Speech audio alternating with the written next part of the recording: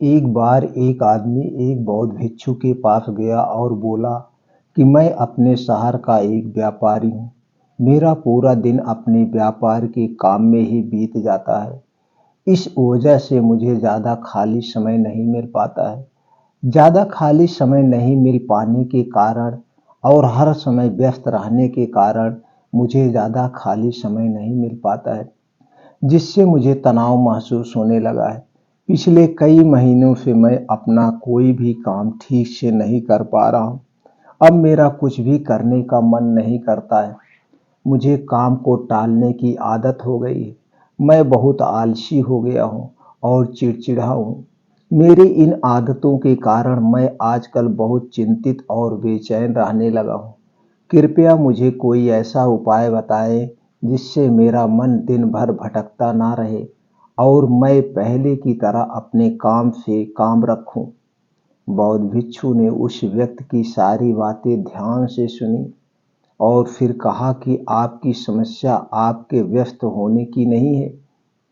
काम करो, बल्कि अपने काम को बोझ समझो मत समझो। और कोई भी व्यक्ति अपने काम को बोझ तभी समझता है जब वह अपनी वर्तमान नौकरी को नज़रअंदाज कर रहा होता है और केवल अपने भविष्य की नौकरी के बारे में सोचता रहता है और उसके लिए मन में योजनाएं बनाता रहता है कि मैं इस काम को ऐसे ही करूँगा, भविष्य में इसे इतना बड़ा बनाऊंगा। और जब कोई व्यक्ति किसी काम के बारे में सिर्फ सोचता रहता है लेकिन उसे पूरा करने के लिए कोई ठोस कदम नहीं उठाता, तो वह उस काम को लेकर तनाव से घिर जाता है और फिर वह नौकरी उसके लिए बोझ बन जाती है। यह सुनकर वह व्यक्ति बोला, हाँ संत, आपने तो मेरे मन की बात कह दी। मैं भी पिछले कुछ महीनों से हर रोज अपने काम पर ध्यान देने की बजाय अपने बिजनेस के भविष्य के बारे में सोचता रहता हूँ। कहीं मेरा बिजनेस कम ना हो जाए, भविष्य में कोई अन्य व्यापारी मेरे व्यापार क्षेत्र में अतिक्रमण ना कर ले। और फिर यही और फिर ऐसी कई नकारात्मक बातें मेरे दिमाग में चलती रहती है, जिसके कारण मैं अपने आज के बिजनेस पर ध्यान नहीं दे पा रहा हूँ। यह सुनकर बौद्ध भिक्षु ने कहा, हम अपने विचारों में जितनी बड़ी समस्याएं बनाते हैं, असल जिंदगी में समस्याएं इतनी बड़ी नहीं होती है। आपको बस अपने आज पर ध्यान केंद्रित करने की जरूरत है, बाकी सब चीजें अपने आप ठीक हो जाएगी। व्यक्ति ने कहा, संत, मैं ऐसा करने में सक्षम नहीं हूँ। मैं अपने आज के काम पर ध्यान केंद्रित नहीं कर पा रहा हूँ। मैंने बहुत कोशिश की लेकिन मैं हर बार हार जाता हूँ। मुझे अतीत की गलतियों पर पछतावा होता है। मैं भविष्य के लिए योजनाएं बनाने लगता हूँ और फिर मेरा मन बेचैन हो जाता है। आप मुझे कोई रास्ता बताएं ताकि मैं आज पर ध्यान केंद्रित कर सकूं। लेकिन मैं ध्यान योग नहीं कर पाता बगैर बहुत लंबे समय तक, और न ही मैं कोई बड़ी साधना कर सकता हूँ। इसलिए आप मुझे कोई आसान तरीका बताएं। बौद्ध भिक्षु ने कहा, ठीक है, आज मैं आपको ऐसे 10 छोटे छोटे तरीके बताने जा रहा हूँ जिन्हें आप अपने दैनिक कार्यों के साथ कर सकते हैं। ये तरीके सुनने में बहुत छोटे लगते हैं, लेकिन अगर आपने पूरी शिद्दत से इनका पालन किया तो कुछ ही दिनों में आपको इनके सकारात्मक परिणाम दिखने लगेंगे और आप कर पाएंगे आपका वर्तमान कार्य और अधिक ध्यान से। व्यक्ति ने कहा, हाँ संत, आप मुझे वह 10 तरीके बताएं, मैं उन पर जरूर अमल करूंगा। ज्यादातर लोग खाते समय खाने पर ध्यान नहीं देते, बल्कि उनका ध्यान बातचीत करने पर होना होता है। चाहे कोई पुरानी सोच में खोया हुआ है या किसी देखने वाली चीज में खोया हुआ है, जिसके कारण खाना खाते समय भी उनका मन बेचैन रहता है। जबकि हमें खाने की थाली में उसकी खुशबू आती है कि थाली में क्या खाना परोसा गया है, खाना कैसे दिखता है। इन सभी का ध्यानपूर्वक निरीक्षण करना चाहिए और जो भोजन बनाता है और जो उसे भोजन को उगाता है, उन्हें मन में धन्यवाद देना चाहिए। हमें हर निवाले के साथ भोजन के स्वाद का आनंद लेना चाहिए, न कि केवल पहले निवाले के लिए। यदि आप भोजन को ध्यान से प्यार से लेते हैं तो भोजन समाप्त होने के समय आपका मन पूरी तरह से शांत हो जाएगा और आप अंदर से खुशी महसूस करेंगे। और यही कारण है कि पुराने भारतीय समाज में मौन रहकर भोजन करने की परंपरा रही है, क्योंकि मौन रहकर मन लगाकर भोजन करना भी ध्यान का एक तरीका है। और सिर्फ खाना खाते समय ही नहीं, बल्कि आप रोजमर्रा के काम जैसे चलना, नहाना, साफ सफाई आदि भी ध्यान से करेंगे तो आप पूरे दिन खुशियां और आनंदता से भरे रहेंगे। बौद्ध भिक्षु ने कहा, दूसरा तरीका यह है कि आप अपनी सांसों पर ध्यान दें। सांस लेना एक प्राकृतिक और लयबद्ध प्रक्रिया है जो स्वाभाविक रूप से चलती रहती है। जब हम अपनी प्राकृतिक और लयबद्ध प्रक्रिया में होते हैं जो स्वाभाविक रूप से चलती रहती है, तब हम अपनी सांसों पर ध्यान देते हैं तो यह हमें मन से शरीर की ओर ले जाती है। परिणाम स्वरूप हम अपने विचारों के भ्रम, भय और चिंता से मुक्त हो जाते हैं और इसे आप किसी भी समय कर सकते हैं। बुद्ध द्वारा बताई गई ध्यान की विधि में बताया गया कि आप अपनी आने और जाने वाली सांसों पर ध्यान केंद्रित करें। जब भी आप तनावग्रस्त हों या खुद को विचारों में उलझा हुआ पाएं, तो तुरंत अपना ध्यान अपनी आती और जाती सांसों पर केंद्रित करें। कुछ क्षण बाद कुछ क्षण बाद में आप महसूस करेंगे कि आप शांत हो गए हैं, आपका सारा भ्रम, आपका सारा तनाव दूर हो गया है। और यदि आप लंबे समय तक अपनी सांस रोकते हैं तो आप देखते हैं कि ध्यान केंद्रित करने की आदत डालें। इससे सबसे खराब स्थिति में भी आप खुद को ध्यान रख पाएंगे और अपने वर्तमान कार्यों पर अधिक समय तक केंद्रित कर पाएंगे। सांसों पर ध्यान देना हमें याद दिलाता है कि हम कौन हैं। हमें यह एहसास होता है कि हम वह विचार नहीं हैं जो अभी हमारे अंदर चल रहा है, बल्कि हम उससे अलग हैं, हम उससे ऊपर हैं। दोस्तों, सिर्फ अपनी सांसों पर ध्यान केंद्रित देने से बहुत कुछ पता चल सकता है।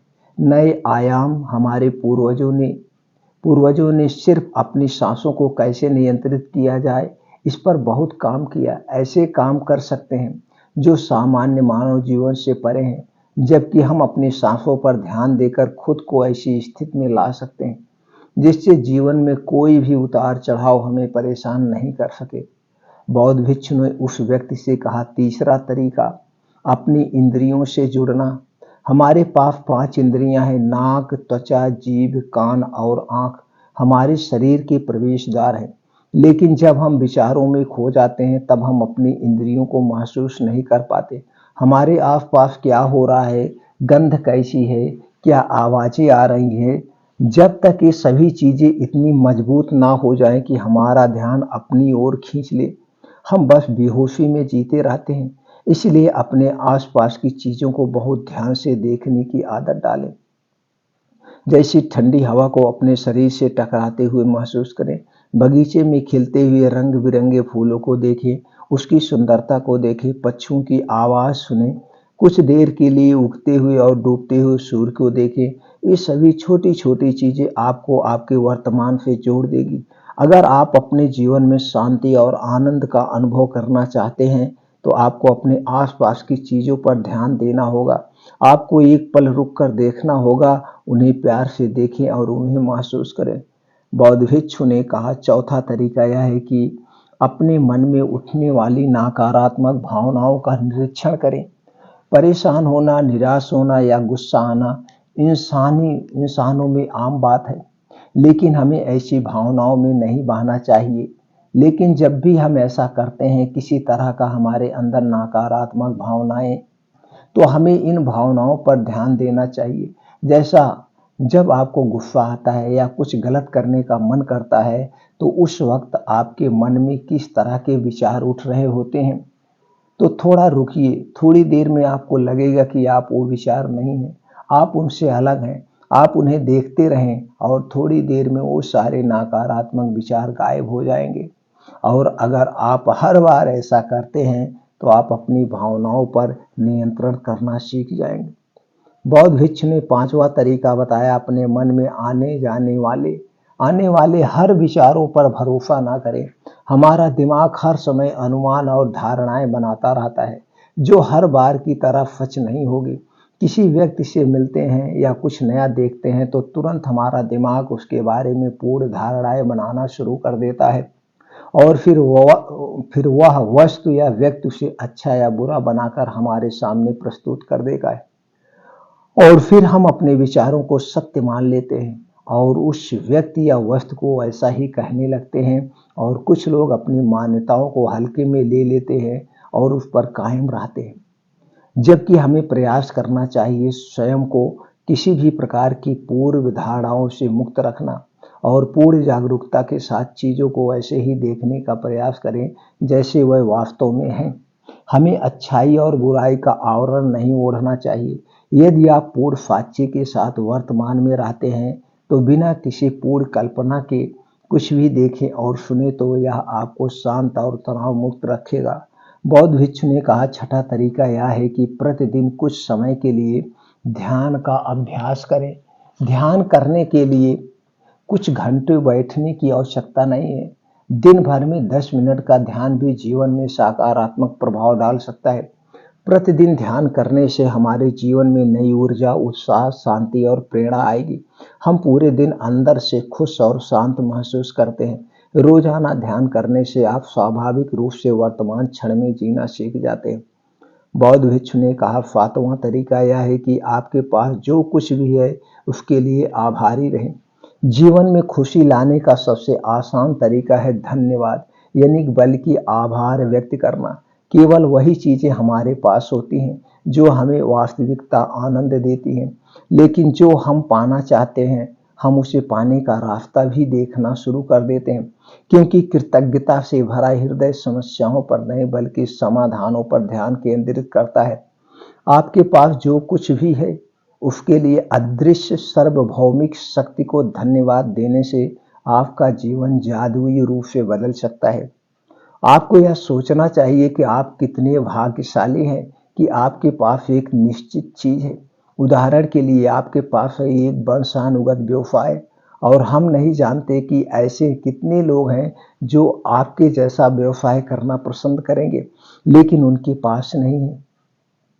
इसके अलावा आपको इसके लिए आभारी होना होगा कि आपकी थाली में भोजन है, जबकि दुनिया में लाखों लोग भूख से मरते हैं। साधु ने कहा, बौद्ध भिक्षु ने कहा, आठवां तरीका यह है कि किसी दूसरे व्यक्ति से बात करते समय उनकी बात ध्यान से सुने। बिना यह सोचे कि हमें उससे क्या कहना है या उसे कैसे जवाब देना है, आपको सामने वाले व्यक्ति की बात ध्यान से सुननी चाहिए। आपको सामने वाले से बात करनी है, ना कि उसे जवाब देना है। लेकिन जब आप किसी से बात करते हैं तो उसकी भावनाओं को समझने के लिए अपने कानों, दिल और आत्मा से उसकी बात सुने और समझें। ऐसा करने से उस व्यक्ति के साथ आपका रिश्ता मजबूत होगा और यह आपके लिए अपना धैर्य और एकाग्रता बढ़ाने का भी एक अभ्यास है। और जब हम सुनते ज़्यादा हैं और कम बोलते हैं तो हम बहुत सारी परेशानियों से बच जाते हैं, जिससे हमारा मानसिक तनाव कम हो जाता है। और याद रखें, किसी भी व्यक्ति की बातों को ध्यान से सुनना उसका सम्मान करने का सबसे अच्छा तरीका है। बौद्ध भिक्षु ने कहा, नौवां तरीका यह है कि अपने महत्वपूर्ण काम के लिए एक समय निर्धारित करें। आपको अपने दिन का कुछ समय महत्वपूर्ण कामों के लिए अलग रखना चाहिए, जैसे काम का समय, नहाने का समय, सफाई का समय, खाने का समय आदि। समय के साथ महत्वपूर्ण कार्यों का वितरण एवं सुनिश्चित करता है कि चीजें बिना किसी रुकावट के नियमित रूप से होती है। दिन के सही समय पर सही काम करने से हमारे जीवन में अनुशासन आता है और अनुशासन से जीवन में शांति और खुशी आती है। बौद्ध भिक्षु में 10वां और आखिरी तरीका बताया कि जब भी आप कुछ करें तो अपनी रोजमर्रा की गतिविधियों में जागरूकता लाने का प्रयास करें। इसीलिए उसे वर्तमान में करने का प्रयास करें। हर बार आपका दिमाग अपने ही ख्यालों में खोया रहता है, जबकि आपको खुद को वर्तमान में वापस लाना होगा और आपको इसे हर बार तब तक करना है जब तक यह आपकी आदत ना बन जाए।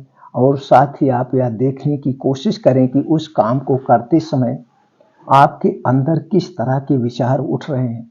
यह छोटा सा व्यायाम आपको वर्तमान में जीने में मदद करेगा। भिक्षु ने आगे कहा, शांति और आनंद कोई घटना नहीं, बल्कि यह एक प्रक्रिया है जो हमारे जीवन के साथ चलती है। अगर हम सचेत होकर जीना सीख लें। इतना कहकर बौद्ध भिक्षु ने चुप हो गए और व्यापारी उसे धन्यवाद देकर दोस्तों चला गया। इस छोटी सी कहानी से आपको क्या प्रेरणा मिली, हमें कमेंट सेक्शन में जरूर बताइएगा। दोस्तों, जैसे हम आप जानते हैं, जब हम डेली के 2 घंटे का समय यानी सुबह 5 बजे से 7 बजे 2 घंटे का समय अपने लिए निकालते हैं तो हम स्वस्थ व निरोग रहते हैं। ये 2 घंटे के समय में हमें क्या करना है, हमें योगा करना है, प्राणायाम करना है, मेडिटेशन करना है।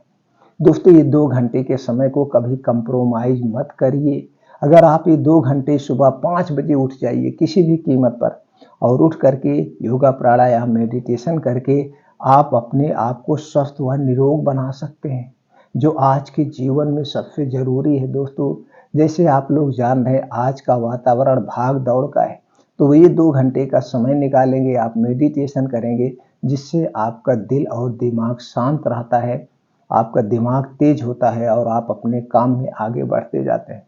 तो दोस्तों, ये कहानी ज़्यादा से ज़्यादा लोगों तक शेयर करें